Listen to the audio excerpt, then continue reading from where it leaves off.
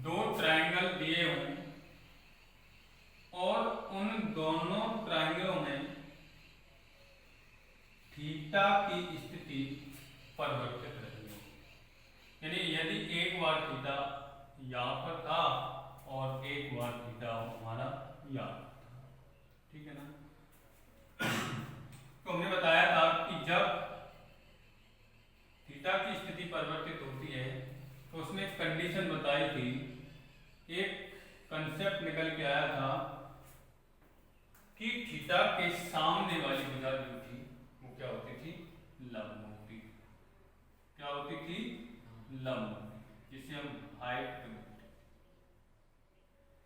ये हमारा बेस यानी ये आधार और ये हमारा जो था वो कर्ण था,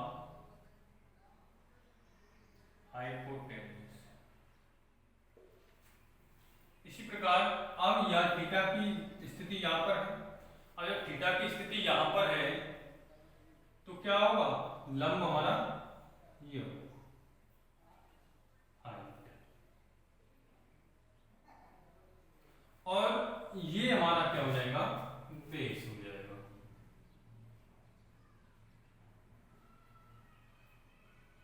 आधार, और ये हमारा क्या था, कर्ण था।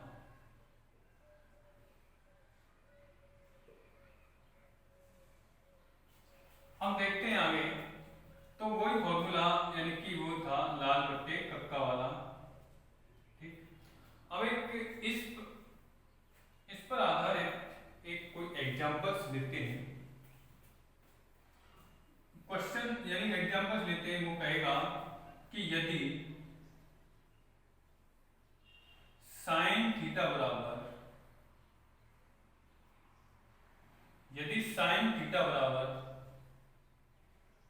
3/5 हो तो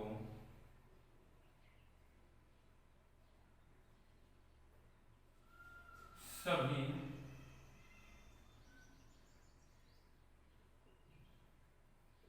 त्रिकोणमितीय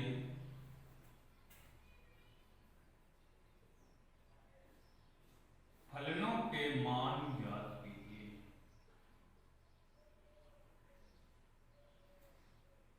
साथ ही साथ जो हम कंसेप्ट पढ़ेंगे उस पर एक एग्जांपल करते हुए चलेंगे, जिससे कि आसानी होगी हमें। तो देखिएगा, अब यहां पर क्या दिया है, साइन थीटा बराबर 3/5। वो कह रहा है तो सभी त्रिकोणमितीय फलनों के मान ज्ञात कीजिए। तो अब हम देखें कि साइन थीटा बराबर 3/5, यदि थीटा हमारा ये रहा है तो साइन जो है वो होता क्या है, लंब बट्टे कर्ण। भाई साइन थीटा बराबर जो होता है वो होता क्या है, लंब बट्टे कर्ण। तो इसके अनुसार क्या होगा, 3 जो है वो हमारा क्या रहा होगा, लंब रहा, और 5 जो है वो हमारा क्या रहा होगा, कर्ण। तो इसका मतलब ये 3 हुआ और ये हमारा 5। तो अब हमें बेस निकालने की जरूरत है कि बेस कैसे पता चलेगा। तो बेस हम जब निकालेंगे तो हमारी प्रमेय है, उसका नाम है पाइथागोरस प्रमेय। अब पाइथागोरस प्रमेय क्या कह रही है, वो ये कह रही है कि कर्ण का जो वर्ग होता है, कर्ण का जो वर्ग होता है वो आधार के वर्ग प्लस लंब के वर्ग के योग के बराबर होता है। तो इसमें क्या है, कर्ण जो दिया है वो 5 दिया है, आधार हमें निकालना है, भाई आधार ही तो निकालना है, तो आधार जो का तो लिख देंगे, और जो लंब जो दिया है वो 3, उसका स्क्वायर। तो 5 का स्क्वायर क्या हुआ, 25, आधार हमारा ये हुआ स्क्वायर, और ये हमारा कितना हुआ, 9। तो जब हम आधार निकालेंगे, आधार का स्क्वायर निकालेंगे तो क्या होगा, ये 9 जो है वो उधर आएगा, तो 25 माइनस का 9, तो कितना बचेगा, ये हमारा 16 आएगा, तो ये हमारा हो जाएगा आधार का स्क्वायर। अब ये इस पर रूट है भाई, इस पर वर्ग लग रहा है तो इस पर ये करेंगे, इस पर तो ये रूट चढ़ा देगा, तो आधार बराबर क्या हो जाएगा 16 रूट, तो 16 किसका स्क्वायर रूट होता है 4 का। तो इस प्रकार यानी जो हमारा आधार है, बेस है, वो हमारा कितना आ गया 4। तो ये हमारा कितना आ गया 4। अगर हम इसमें रखते, अगर थीटा हमारा ये होता, उस कंडीशन में होता, तो लंब हमारा कितना था 3, और करंट तो हमारा 9 इंच, और आधार बेस हमारा कितना होता, वो भी हमारा 4। तो इस फर्स्ट त्रिभुज में हम बात करेंगे सभी, यानी कि इस त्रिभुज में हम बात करें पहले में सभी त्रिकोणमितीय फलनों के मान, तो साइन थीटा का मान तो दे ही रखा है ऑलरेडी पहले से, तो एक इसके जस्ट अपोजिट क्या होता है कोसेक, क्योंकि कोसेक थीटा बराबर क्या होता है 1/sin थीटा, ये होता है। और साइन थीटा का जो मान है वो कितना दिया था 3/5, यही तो दिया था 3/5, तो कितना हो जाएगा, ये 5 ऊपर चला जाएगा, तो ये हो जाएगा 5/3। ठीक, अब दूसरा तीसरा यानी कि cos थीटा, cos थीटा बराबर क्या होता है, cos थीटा जो हमारा होता है वो आधार बटे कर, आधार बटे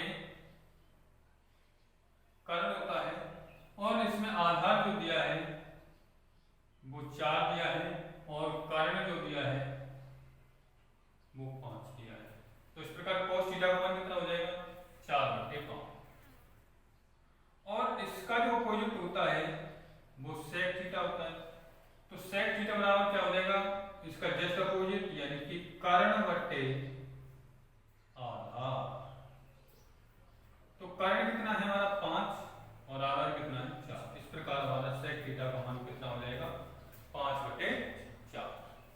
अब हम नेक्स्ट निकालते हैं tan थीटा, tan थीटा होता है लंब बटे आधार, तो लंब कितना है वो 3, और आधार कितना निकाला है 4, तो ये हो जाएगा 3/4, और जस्ट इसका अपोजिट जो होता है वो कितना होता है cot थीटा, यानी कि आधार बटे लंब, आधार कितना है 4, लंब कितना है 3। इस प्रकार जो शेष त्रिकोणमितीय फलन थे उनका मान हम इस प्रकार निकालते हैं, ठीक है ना। तो अब अगर इसमें देखा जाए तो देखिए कि दोनों डिफरेंस, अगर इस ट्रायंगल में हम निकाल लेंगे तो इसमें इन मानों में क्या हो जाएगा डिफरेंस हो जाएगा। चलो सेकंड वाले में अगर निकालते हैं तो एक दो वैल्यू निकालते हैं, अगर यहाँ पर निकालते हैं इसकी कोसेक थीटा, तो कोसेक थीटा तो हमारा वही हो जाएगा 3/5। अब देखो अगर यहाँ पर इस प्रकार दिया हुआ है 3 और ये, तो लंब बटे कर, यानी उस पर कोई भी फर्क नहीं पड़ेगा, क्योंकि अब थीटा हमारा ये रहा है, तो थीटा हमारा ये हो जाएगा, तो मान ऑटोमेटिकली क्या हो जाएगा परिवर्तन हो जाएगा। चलिए आगे अब नेक्स्ट फॉर्मूले पढ़ते हैं हम, आगे देखते हैं, यहां तक समझ में आया।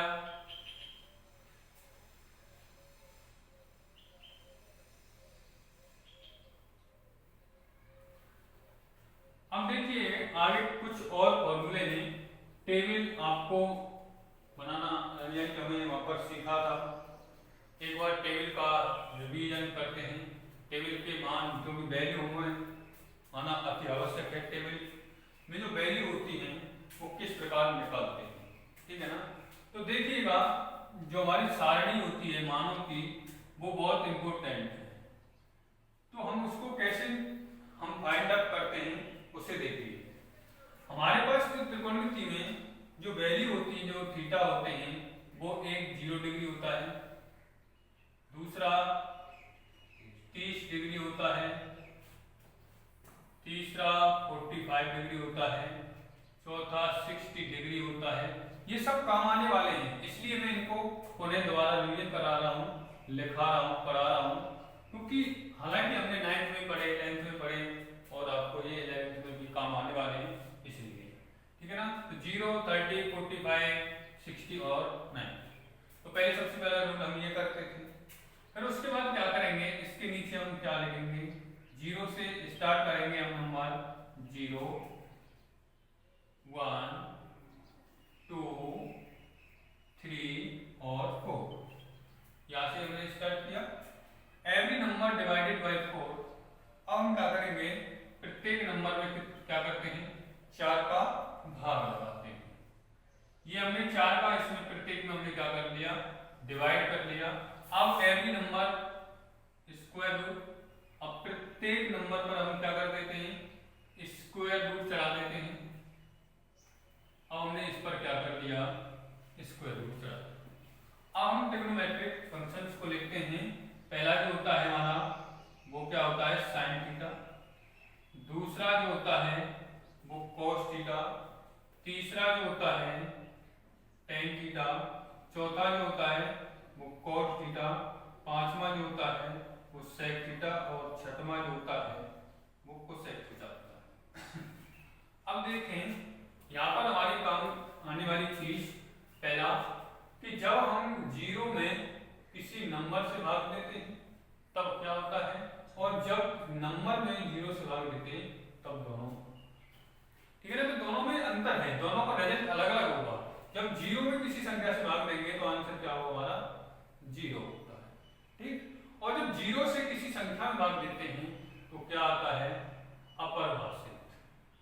इसे हम क्या बोलते हैं, अपरिभाषित। दूसरा नाम यानी कि इंग्लिश में बोलते हैं इसे इनफाइनाइट, अनंत, जिसके बारे में ज्ञात ना हो, अज्ञात, ठीक है ना। मैं तुमसे कहूं कि भाई मुझे ये बताओ कि पृथ्वी का छोर कहां है, कोई बता पाएगा, नहीं बता पाएगा, तो क्या है, अपरिभाषित है, जिसे हम हल नहीं कर सकते, उसे हम बोलते हैं परिभाषित। ये कब आता है, जब 0 से किसी संख्या में डिवाइड करते तो वहां रिजल्ट जो होता है वो अपरिभाषित होता है। तो इसी प्रकार की सिचुएशन है यहाँ पर, 4 से इसमें हम क्या कर रहे हैं, भाग दे रहे हैं 0 में, तो यहाँ पर क्या आएगा आंसर, 0, ठीक। अब देखो 1 का स्क्वायर रूट 1 ही होता है, और 4 जो स्क्वायर रूट होता है वो किसका होता है, 2 का, ठीक। अब देखो 2 से एक बार कैंसिल हुआ, 2 से 2 बार, तो यहाँ पर ये 1 और 2 का 2 तो किसी का होता नहीं, तो यहाँ पर रूट रहेगा इसका, ठीक है ना। इसी प्रकार यानी कि मेरा कहने का मतलब है, जब अलग एक रूट के अंदर इस प्रकार यदि संख्याएं हों तो क्या होता है, उन संख्याओं पर अलग अलग रूट हो जाता है। जब एक ही रूट के अंदर 2 अलग अलग संख्याएं इस प्रकार हों तो हम उन संख्याओं को अलग अलग रूट में इस प्रकार लिख लेते हैं। तो यहां देखा जाए तो रूट 3 जो है वो किसी का स्क्वायर रूट ऑफ नहीं है, तो इसका मतलब ये रूट 3 यहां पर आ जाएगा, और रूट जो 4 है वो किसका है, 2 का, और 4/4 यानी कि क्या हो जाएगा हमारा, 1 हो जाएगा, ठीक। अब हम क्या करते हैं, ये हमारी साइन की वैल्यू, यानी कैसे पढ़ेंगे, साइन 0 का मान 0, साइन 30 1/2, साइन 45 1/√2, साइन 60 √3/2, और साइन 90 जो होता है वो होता है हमारा 1। अब जब हम cos की वैल्यू निकालते हैं तो cos में क्या करते हैं, पीछे से इन वैल्यू को यहां से उठा के लाते हैं, यानी कि 1। फिर सेकंड वैल्यू जो है वो √3/2, और थर्ड वैल्यू 1/√2, ये यहां पर, और ये हमारी क्या हो जाएगी, तो ये हमारी cos की वैल्यू बन गई, यानी cos 0 का मान 1, cos 30 का मान √3/2, cos 40 1/√2, और cos 60 1/2,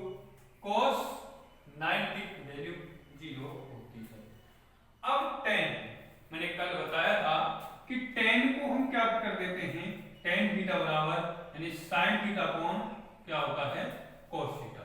यानी कि साइन की वैल्यू में हम क्या करेंगे, कोस की वैल्यू से क्या करेंगे, डिवाइड करेंगे।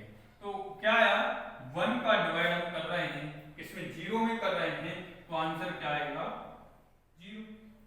भाई 1 का डिवाइड 0 में करेंगे तो क्या आएगा 0 आएगा। अब यहाँ पर देखो 1 2 3 4, जब इस प्रकार 4 संख्याएं, आपने 10th क्लास में बहुत सारी ऐसी कंडीशंस आई होगी तुम्हारे सामने, ठीक है। तो हम क्या करते हैं, 1 का जो मल्टीप्लाई है वो 4th वाली संख्या से और 2 वाली संख्या का मल्टीप्लाई 3 वाली संख्या से। तो 1 × 2 अपॉन 2 × √3, तो √2 से ये 2 कैंसिल, तो क्या बचा 1 और यहाँ पर बचा √3। तो इस प्रकार ये 2 से ये 2 कैंसिल, तो क्या बचा यहाँ पर 1 अपॉन √3, ठीक है ना। अब देखें इसी प्रकार यहाँ पर √2 से √2 कैंसिल हो जाएगा, तो बचेगा क्या हमारा 1 बचेगा। यहाँ पर 2 से 2 कैंसिल हो जाएगा, तो क्या बचेगा √3, और यहाँ पर 0 से 1 में डिवाइड करेंगे तो क्या आएगा, अभी बताया है इनफाइनाइट। 0 से हम 1 में डिवाइड करेंगे तो क्या आएगा इनफाइनाइट। तो ये वैल्यू हमारी किसकी हो गई 10 की। कैसे पढ़ेंगे, tan 0 का मान 0, tan 30 का मान 1 अपॉन √3, tan 40 का मान 1, tan 60 की वैल्यू √3 और tan 90 की वैल्यू इनफाइनाइट, ठीक है ना। अब cot मैंने ये बताया था, कल मैंने बताया था कि जो tan जो होता है वो tan का जो अपोजिट होता है वो 1/4 होता है। तो इसका मतलब क्या है, इस बात से हमें ये आया कि जो tan की जो वैल्यू है उनको क्या कर देंगे, हम अपोजिट कर देंगे।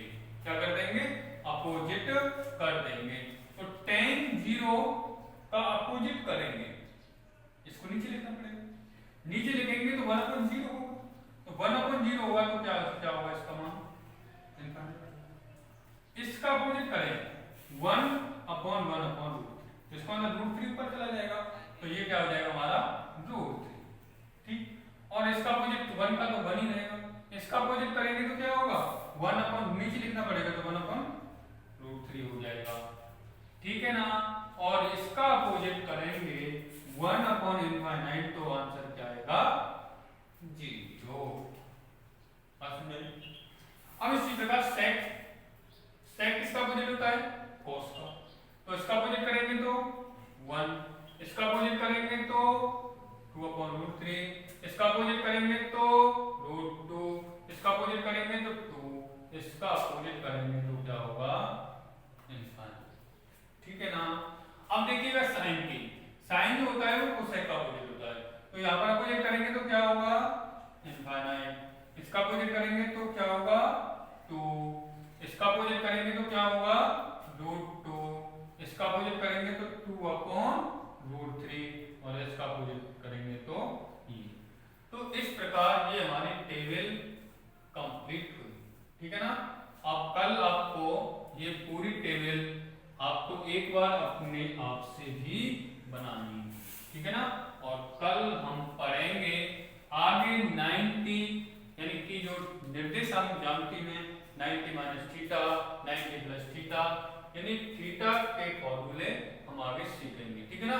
यानी कि इन्हीं पर आधारित क्वेश्चन करेंगे, बहुत बहुत बड़ी वैल्यू है, sin 750, sin 300, 360, 225, इस प्रकार इन वैल्यू को हम कैसे, यानी कि अब हमको आगे की वैल्यू जो 180 तक होती हैं उनको हमें याद करने की कोई आवश्यकता नहीं होगी, हम एक ट्रिकली बताएंगे, पहले उन फॉर्मूलों को सीखेंगे और तब हम उन वैल्यू को निकालना सीखेंगे, ठीक है ना। आज के लिए